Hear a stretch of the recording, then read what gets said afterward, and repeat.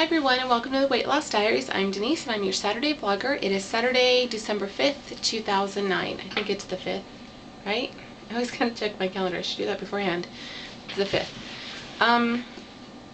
How we did over Thanksgiving, that's the topic of the week. And my husband was sick on Thanksgiving, so we had planned to go over to my nephew's girlfriend's parents' house to have Thanksgiving, which is not our normal traditional thing. It was really good because one, there were leftovers, but all I took was a plate of food to David because he had stayed home sick. And that was great because it wasn't tempting. I got to enjoy a little bit. I did exactly what I said I was going to do and just have a little bit of each of the things that were there. And it was great. I wasn't too full. I was more full than normal because I eat really small meals 5 or 6 times a day. So I was definitely fuller than normal, but not anything that I couldn't handle. I didn't fall asleep afterwards or anything like that. Went for a walk afterwards, which helped. And I didn't have pie, and I totally meant to have pie. Was so going to have pumpkin pie, but I left early because I was worried about David, and so I left when they were making the coffee and getting ready to do pie. But I didn't miss it really. I got some pumpkin pie spice, and I've been putting that in my oatmeal.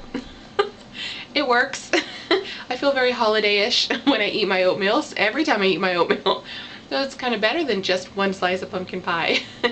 But I'll probably have pie at Christmas time. I'm going to do the same thing at Christmas. I did lose a pound over that week, over Thanksgiving, so I'm pretty happy with the way that it went.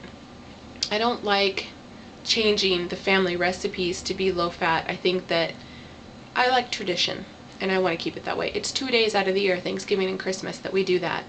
I can live with that. So, something to be thankful for. Oh my gosh. I was thinking about this and I'm like, I'm going to say what's from the heart, and it might sound a little strange, but there are 3, probably 4 things that I'm extremely thankful for because they've brought me to the place where I am right now, and I'm probably the happiest that I've ever been in my life. With everything, with all aspects of my life. The first thing is I'm very thankful that my first marriage did not work out. I'm very, very grateful that it ended when it ended and didn't go on any longer because it had already gone on too long. Because when that happened, it opened an opportunity for me to seek counseling. First, because I couldn't function, but secondly, what ended up happening is I learned a lot of tools to help me live life. And I think a lot of those tools, didn't realize it at the time, are helping me cope with my life in such a way that my weight is not, how do I say this? I'm getting through, I'm hitting my problems head on, using the tools that I learned so I don't eat them away. I think my journey is a lot easier because I'm relying on that more and more, on those tools more and more. So I spent 5 years in therapy after my divorce, and most of it was not to get through the divorce, but to get through my personal issues that I've carried before the marriage, throughout the marriage, and then after the marriage. So I'm extremely grateful to my doctor, who's a wonderful doctor, and I'm not going to say his name because of course I'm privacy and I don't want to put him out there when I didn't ask him whether I could or not, but oh my gosh, fabulous, fabulous doctor.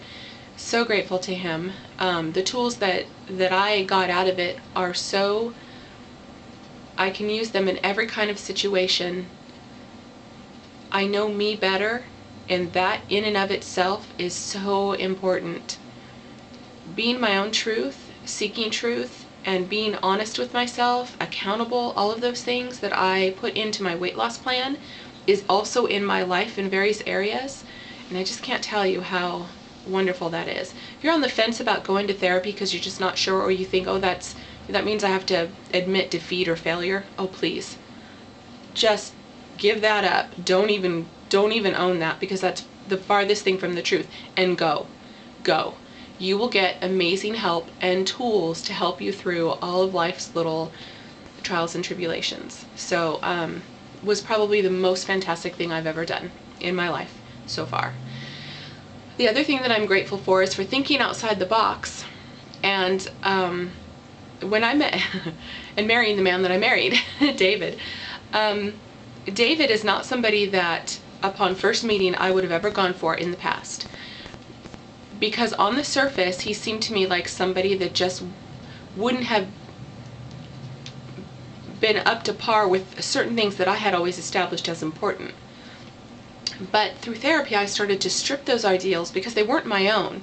They were things that my ex-husband imposed on me and that I took on as my own beliefs. When I started to let that go and step outside the box and see who I really am, I realized that David is so much like me in our souls that I'm so glad that I didn't let old behaviors and old thought patterns get in my way, and that I thought outside the box and let him in, because he is the most amazing man I've ever met.